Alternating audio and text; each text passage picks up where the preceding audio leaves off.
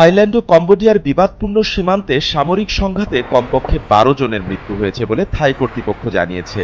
দক্ষিণ পূর্ব এশিয়ার দুই প্রতিবেশী দেশের মধ্যে এক শতাব্দীরও বেশি সময় ধরে আসা বিরোধের তীব্রতা বাড়িয়ে তুলেছে এই সাম্প্রতিক সংঘর্ষ। থাইল্যান্ড ও কম্বোডিয়ার সেনাদের মধ্যে সীমান্তে আজ শুক্রবার সকালেও সংঘর্ষ হয়েছে বলে জানিয়েছে থাই সেনাবাহিনী। তারা বলেছে, হামলায় কম্বোডিয়ার বাহিনী ভারী অস্ত্রের পাশাপাশি রকেটও ব্যবহার করেছে। থাই সামরিক বাহিনী এক বিবৃতিতে বলেছে, কম্বোডীয় বাহিনী ভারী অস্ত্র, field artillery, BM-21 rocket system ব্যবহার করে ধারাবাহিকভাবে গোলাবর্ষণ চালিয়েছে। পরিস্থিতির পরিপ্রেক্ষিতে থাই সেনারা পাল্টা হামলা চালিয়েছেন। গতকাল বৃহস্পতিবার সীমান্তে উভয় পক্ষের গোলাবর্ষণে কমপক্ষে ১২ জন বেসামরিক লোক নিহত হওয়ার পর থাইল্যান্ড F-16 যুদ্ধ বিমান দিয়ে কম্বোডিয়ার লক্ষ্যবস্তুতে বোমা হামলা চালায়। দক্ষিণ পূর্ব এশিয়ার দেশ দুটির মধ্যে পুরনো সীমান্ত উত্তেজনা এ বিরল সশস্ত্র সংঘাতে রূপ নিল।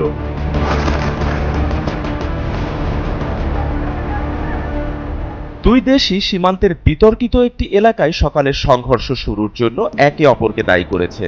প্রথমে হালকা অস্ত্র থেকে গুলিবর্ষণের মাধ্যমে শুরু হওয়া এই সংঘর্ষ পরে ভারী গোলাবর্ষণে রূপ নেয়। অন্তত ৬ স্থানে সংঘর্ষ ছড়িয়ে পড়েছে। এলাকাগুলোর উপর সার্বভৌমত্ব নিয়ে বহু বছর ধরেই দুই পক্ষে বিতর্ক চলছে। এই সংঘাতে থাইল্যান্ড ৬টি F-16 যুদ্ধ বিমান মোতায়েন করেছে।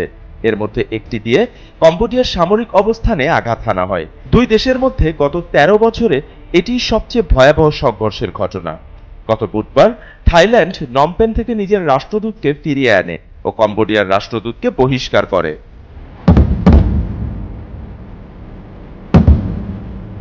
ইতিমধ্যে থাইল্যান্ডের দীর্ঘদিনের মিত্র যুক্তরাষ্ট্র সংঘর্ষ বন্ধের আহ্বান জানিয়েছেন। থাইল্যান্ডের ভারপ্রাপ্ত প্রধানমন্ত্রী ফুমথাপ ওয়েচায়াচাই বলেছেন, আমরা এর নিন্দা জানাই।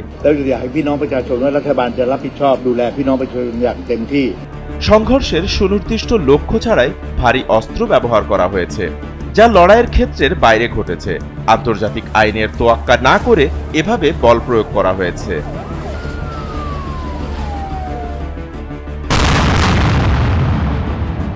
এক শতাব্দীরও বেশি সময় আগে ফরাসিরা কম্বোডিয়ার দখলদারিত্ব ছেড়ে চলে যাওয়ার পর দক্ষিণ পূর্ব এশিয়ার এই দুই প্রতিবেশী দেশ নিজেদের সীমান্ত নির্ধারণ করে। তখন থেকেই সীমান্তের কিছু অংশ নিয়ে উভয় পক্ষের মধ্যে দ্বিমত রয়ে যায় এবং পরে সেসব অংশকে কেন্দ্র করে বিরোধ দেখা দেয়।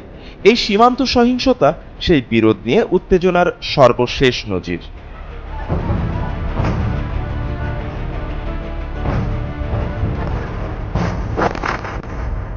বাপ্পি খান, SA টিভি ডিজিটাল।